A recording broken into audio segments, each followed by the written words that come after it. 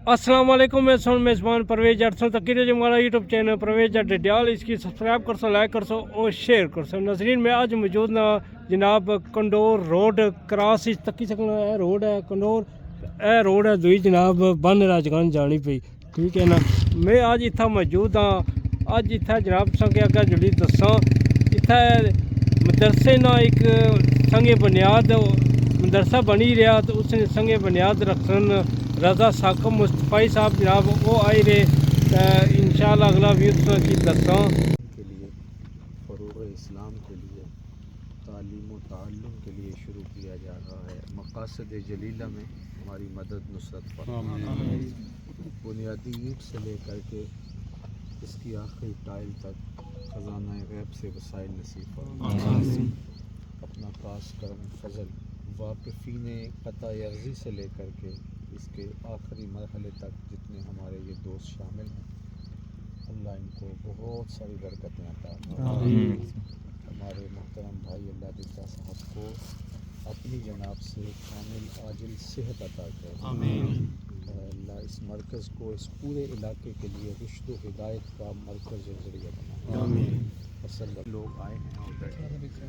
सबकी हाज़िरी कबूल फरमाना और इस मरकज़ को जिसका आज हम से आगाज़ करने जा रहे हैं वो दिन जल नसीब फरमा जिसका हम संगे तकमील भी रख रहे हैं। आमीन। सल्लल्लाहु अलैहि नबी या अय्युहल्लज़ीना आमनू सल्लु अलैहि वसल्लिमू तस्लीमा। हम्दो तारीफ़ व तौसीफ़ अल्लाह जल्ला मजदुहुल करीम की ज़ात बाबरकात के लिए जो खालिक कायनात भी है और मालिक शश। मुअज़्ज़ज़ सामीन व हाज़रीन, मैं इस मुबारक मौका पर जबकि मरकज़ मुस्तफ़ा डियाल का संग बुनियाद रखा जा रहा है, आप सबको मुबारकबाद पेश करता हूँ और बारगाह इज़्ज़ी में दुआगो हूँ कि इस मरकज़ को इस पूरे इलाके के लिए रुश्द व हिदायत का ज़रिया बनाए, हमारी आने वाली नस्लों के दीन की हिफाजत का ज़ामिन बनाए। मैं ख़ास तौर पे इस क़ता अर्ज़ी के वाक़िफ़ीन मोहतरम जनाब अल्लाह साहब, उनकी फ़ैमिली के जुमला जो हमारा मुजव्ज़ा नक्शा है उसके मुताबिक इमारत मुनस्साए शहूद पे आए और आज हम इसकी बुनियादी ईंट रख रहे हैं, फिर हम इसकी आखिरी ईंट आखिरी टाइल लगा रहे हों और फिर तालीम व ताल्लुम का आगाज़ हो और यहाँ से रुश्द व हिदायत के उजाले फूटें, नूर पहले और अतराफ़ व अकनाफ में इल्म का उजाला और इल्म की खुशबू फैलती चली जाए। अल्लाह ताला जल्ला शानहू हमारे जुमला दोस्तों को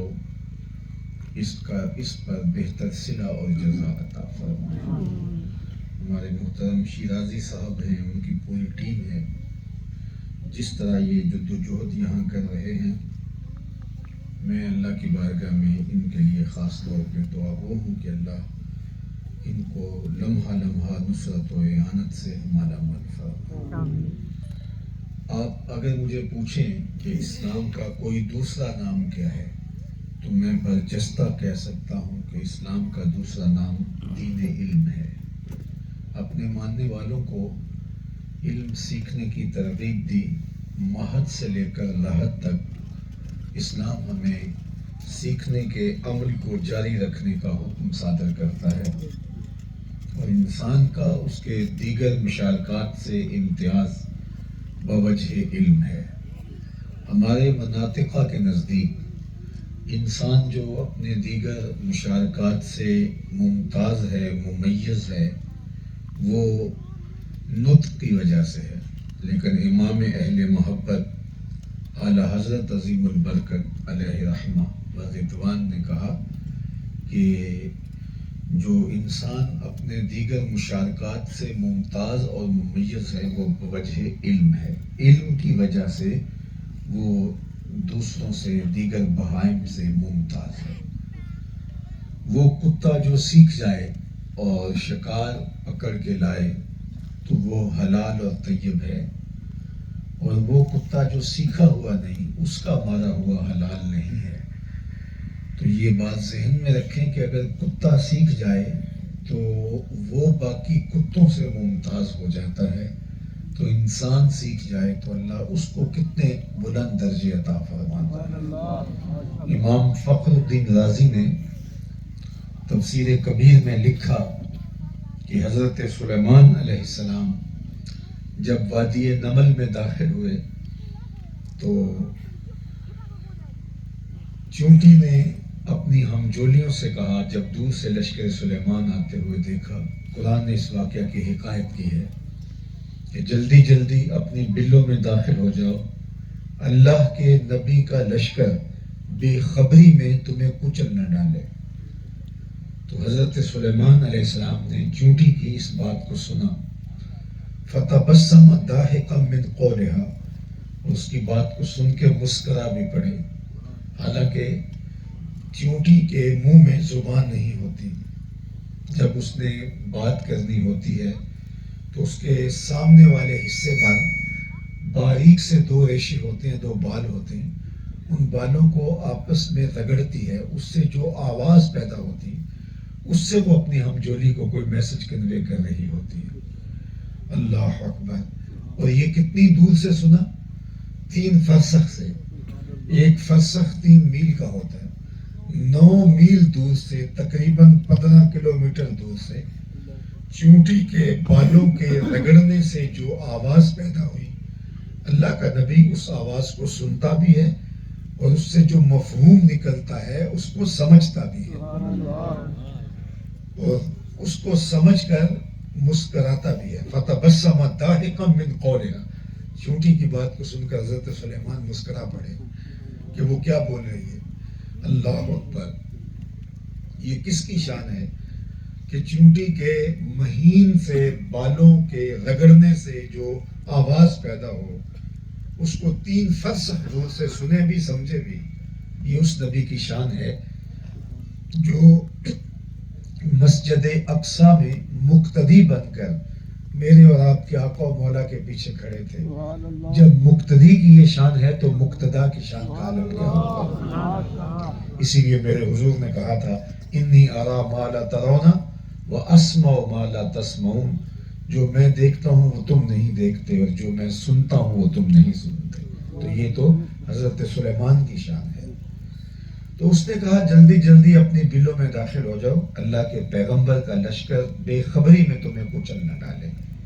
تو حضرت امام رازی کہتے ہیں اس چونٹی کو قیامت تک آنے والی چونٹیوں کا سردار بنا دیا گیا، اور یہ سورہ النمل چونٹی کے نام پہ ہے، اس کو یہ اعزاز دیا گیا کہ اس کے نام پہ سورت کا نام رکھا گیا۔ اس چونٹی کا شرف یہ تھا کہ وہ جانتی تھی کہ پیغمبر کی صحبت میں پرورش پانے والا لشکر جان بوجھ کر ننھی جان کو بھی ضائع نہیں کر سکتا۔ تو اس علم کی وجہ سے اس چونٹی کو باقی چونٹیوں سے ممتاز کر دیا گیا، اللہ اکبر، اور اس کو باقی چونٹیوں کا سردار بنا دیا گیا۔ یہاں سے یہ سمجھ آئی کہ نبی کی صحبت میں رہنے والے اور پیغمبر کی تربیت پانے والے جان بوجھ کر ننھی جان کو بھی ضائع نہیں کر سکتے۔ تو جو اپنے بدن پہ بم باندھ کر انسانوں کے انبوں میں گھس جائیں اور پھر ذمہ داریوں قبول کرتے پھریں کہ یہ کارنامہ ہمارا ہے، تو وہ کسی شیطان کا لشکر تو ہو سکتا ہے، پیغمبر کا لشکر نہیں ہو سکتا۔ تو اس چونٹی کو اللہ تعالیٰ نے باقی چونٹیوں سے ممتاز کر دیا، صرف اس علم سے کہ اس نے کہا تھا کہیں بے خبری میں تم کچلی نہ جاؤ، عدم التفات کی وجہ سے ان کی توجہ نہ ہو، وہ تیزی کے ساتھ اپنے ہدف کی طرف بڑھ رہے ہو اور تم پاؤں تلے آ کے روندی جاؤ، انہیں خبر نہ ہو اور تم روندی جاؤ، مسلی جاؤ۔ تو یہ علم کے جان بوجھ کے ایسا نہیں ہوگا تو عدم توجہی میں ہوگا۔ تو اس علم کی وجہ سے اس کو ممتاز کیا گیا۔ تو ایک چونٹی کچھ جان لے تو وہ چونٹیوں میں ممتاز ہوتی ہے، ایک کتا سیکھ جائے تو وہ باقی کتوں میں ممتاز ہوتا ہے، تو ایک انسان سیکھ جائے تو اس کا امتیاز کیا ہوگا؟ وہ بقید حیات ہوگا تو تب بھی اس کا اعزاز ہوگا، اور انتقال کے بعد بھی اس علم کی وجہ سے اس کو اعزاز دیا جائے گا۔ غزوہ احد کے موقع پر 70 صحابہ شہید ہوئے، اور جب ان کی تدفین کا مرحلہ آیا تو آقا کریم پوچھتے تھے کس کے سینے میں قرآن کی آیتیں زیادہ ہیں، اور جس کے سینے میں قرآن کی آیتیں زیادہ ہوتی اس کو آگے دفن کیا جاتا۔ تو انتقال کے بعد بھی یہ اعزاز قائم رہتا ہے۔ تو ہمارے دین نے ہمیں شرف کا جو معیار دیا وہ دولت کی قلت و کثرت نہیں ہے، وہ شہرت کی قلت و کثرت نہیں ہے، وہ اور کوئی خاندانی وجاہت نہیں ہے، بلکہ ہمارے ہاں جو معیار ہے عظمت کا وہ علم ہے اور تقویٰ ہے۔ اس لیے ہمارا دین دین علم ہے، اور ہمیں علم سیکھنے کے لیے، علم حاصل کرنے کے لیے دور دراز کے سفر کرنے کی بھی تلقین کی گئی، چاہے ہمیں دشوار گزار راہوں سے گزر کے چین ہی کیوں نہ جانا پڑے، ہمیں علم حصول کرنا یہ دالت المومن ہے، یہ مومن کی گم شدہ میراث ہے، اس کو ہر جگہ اس نے حاصل کرنا ہے۔ اور حقیقی علم وہ ہے جو دنیا بھی سنوارتا ہے، آخرت بھی سنوارتا ہے، وہ اس دنیا کی زندگی کی بہتری کی ضمانت بھی فراہم کرتا ہے اور معاد کی بہتری کی ضمانت بھی فراہم کرتا ہے۔ وہ سب سے افضل اور اشرف علم ہے، اور وہ قرآن و حدیث کا علم ہے، وہ دین اسلام کا علم ہے۔ اسلام تمام علوم کی حوصلہ افزائی کرتا ہے جو معاش سے جڑے ہوئے ہیں، معاشرت سے جڑے ہوئے ہیں، ہمارے دیگر امور حیات سے جڑے ہوئے ہیں، لیکن افضل اور اشرف علم وہ ہے جو علم ہمارے معاد کی بہتری اور ہماری دنیا کی بہتری کا ضامن بنتا ہے۔ تو یہ درس گاہ، یہ ادارہ عصری علوم اور دینی علوم دونوں کا سنگم ہوگا، اور یہاں الحمدللہ وہی نظم جو مرکز مصطفیٰ گوجرانوالہ میں قائم پذیر ہے اس کو لے کر کے ہم آگے بڑھیں گے۔ اس پورے علاقے کے لیے مجھے امید ہے کہ یہ رشد و ہدایت کا مرکز ہوگا، اور جب یہ تعمیر کے مراحل سے گزر کے اپنے علمی سفر کا آغاز کرے گا، اور یہاں سے جب با مقصد زندگی حاصل کرنے کے، اس کا علم حاصل کرنے کے بعد ہماری دنیا اور ہمارے دین کی بہتری کی ضمانت لے کر کے لوگ نکلیں گے اور ہماری رہنمائی کریں گے، تو مجھے امید ہے زندگی رہی تو اس وقت آپ مجھے بھی ان واقفین قطع ارضی اور تعمیر میں جس نے ایک اینٹ بھی لگائی، آپ جھولیاں اٹھا کے ان کو دعائیں دیں گے، چونکہ ہمارا دین ہی ہماری بہتری کا ضامن ہے، اور ہماری نسلیں جب دین کی حقیقی تعبیر کے ساتھ علم حاصل کر کے آگے بڑھیں گی تو اس کا خوبصورت نتیجہ برآمد ہوگا۔ اللہ تعالیٰ کی بارگاہ میں دعا ہے کہ بہت جلد اللہ اس کو تعبیر کے مراحل سے گزار کے تکمیل کی منزل تک پہنچائے، اور مجھے امید ہے کہ زیادہ دیر نہیں لگے گی، اللہ آسانیاں پیدا فرمائے گا، اور یہ جو صوری اور معنوی حسن ہے اس کے ساتھ یہ مرکز تعمیر ہوگا، جس طرح یہ ایک ہائٹ پہ ہے، اونچائی پہ ہے، تو انشاءاللہ العزیز یہ آپ کے پورے علاقے کے سر کے اوپر جس طرح تاج ہوتا ہے اس طرح آپ کو دکھائی دے گا، اور اس کی برکتوں سے آپ لوگ، آپ کی آنے والی نسلیں مالا مال ہوں گی۔ یہ صدقہ جاریہ کی شکل کے اندر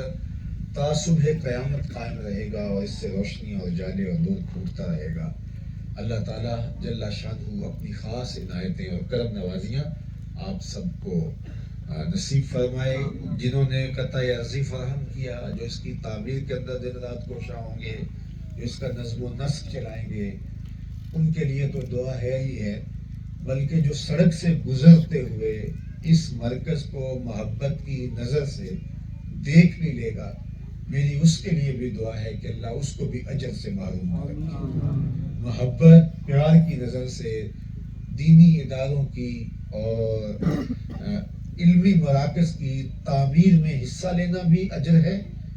اور ان کو دیکھ کر کے فرحت اور خوشی اور قلبی بشاشت اس کا احساس بھی نیکی ہے، اور کسی تک اس محبت بھرے پیغام کو پہنچا دینا بھی باعث اجر و ثواب ہے۔ اللہ تعالیٰ جل شانہ ہم سب کے لیے اس کو روشنی کا مینارہ نور بنائے، اور اپنی خاص کرم نوازیاں ہماری زندگیوں میں اتار دے۔